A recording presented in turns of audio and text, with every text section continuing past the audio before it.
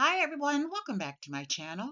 This is Josie's Point of View, where we focus on human interest stories from the Carolinas and beyond. Today's Saturday and it's December the 6th, 2025. Thank you so much for tuning in. If you're new to my channel, I want to thank you so much for stopping by. I hope you find the information here to be informative. And if you're a returning viewer, by all means, thank you for coming back. You know, I always say the tide changes so frequently here on these YouTube streets. So you always have to acknowledge where your support comes from. And I want you to know I sincerely thank you for your support. So feel free to like and to share this video. And don't forget to subscribe. And our story today is coming out of Fort Bragg here in North Carolina. Take a look at the headline. And it reads, Fort Bragg soldier dies in motorcycle crash. I'll provide you with a summary here, and I'll identify some of my sources for you in the description box. It's sad news coming out of the Fort Bragg community as we learned that yet another paratrooper lost his life on the streets of Fayetteville last month. And it's turning out to be a very disturbing trend.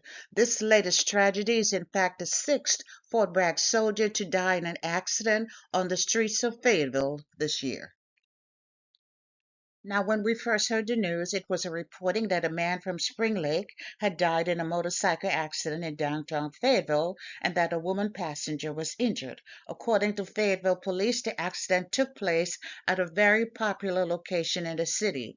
I believe they said it was around 3 a.m. It was reported that two people were on a Honda motorbike. The driver was going east on Person Road, and he struck the traffic circle at the intersection of Old Wilmington Road. But the driver and the passenger were injured. They were both transported to Cape Fear Valley Hospital, which is here in the city, but the driver was pronounced deceased. And shortly thereafter, once the death was announced, we learned that the deceased man was indeed a paratrooper assigned to Fort Bragg. But before we continue with our story, let's pause for a moment and let's examine some accident statistics. Now, this particular accident represented the 27th fatality within the city of Fayetteville this year. And of that number, 9 of the deaths were motorcycle related. But let's take a closer look at the statistics for Fort Bragg.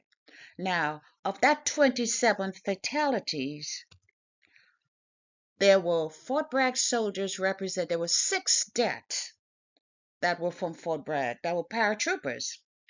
But look now, and of that 6, 5 of them were motorcycle related. 5 out of 6 were motorcycle related. That is 90%. So it goes to say, without further analysis, just looking at face value, I haven't put on my statistics hat for a while, but just looking at face value, one could conclude that motorcycles represent the biggest safety threat to our soldiers. Now, I'm not sure exactly what safety measures are currently in place, but just looking at this without even examining the root cause, anybody would be saying Fort Bragg needs to be doing something. So let's return to the recent accident where we learned that another soldier died and his passenger was injured. That soldier was identified as 21-year-old Army Specialist Jackson Corum. Military officials say he was assigned to the 1st Battalion, 504th Parachute Infantry Regiment, 3rd Brigade Combat Team of the 82nd Airborne Division, where he worked as an unmanned systems repair specialist. We also learned he had been there at Fort Bragg since 2023. Now, he's a native of Evansville, Indiana, and his awards and decorations include the Army Achievement Medal, the Good Conduct Medal, and the Parachute Badge. And whenever I'm aware of a soldier's hometown, I generally take a few minutes to search that local town's newspaper just to see what folks at home had to say. And for that reason, I may not always discuss an incident as soon as it happens. You know, I saw an article from Channel 14 News announcing his passing. So here's that headline from that hometown newspaper. It says, Evansville Army soldier dies in crash in North Carolina, and the date of this reporting was the 24th of November. And it spoke about the crash the same as we had described.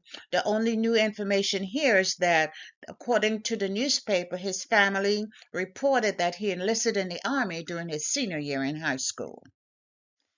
And that same day, I saw a post on Facebook from a family friend announcing his passing, and Specialist Corum's grandmother commented on it, and I just wanted to include her comments here because it was just very, very touching. She acknowledged his passing, and essentially she was talking about what the death meant to their family, how the family was coping, and she was appreciative of the support for the community. She said the community support meant more than words can say, and she asked them to keep his parents and his siblings and all who loved him in their thoughts. And yes, we're standing with you as well as you go through this time of loss.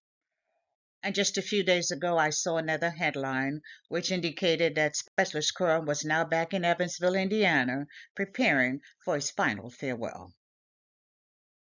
And lastly, his obituary is posted, so I did take a few minutes to look at it.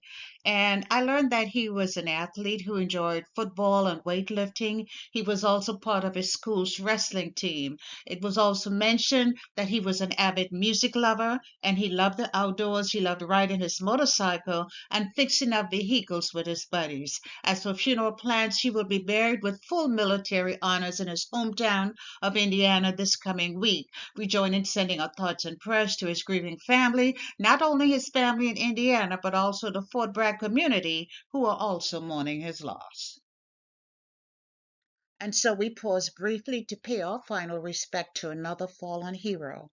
Another brave warrior has completed his journey, and he has earned his place among so many who have traveled this road before him. We may not fully appreciate the timing, but there's so many things we may never understand. But one thing is certain, he was a valued member of the 82nd Airborne Division. So, Specialist Jackson Anthony Corum, your mission is finally completed.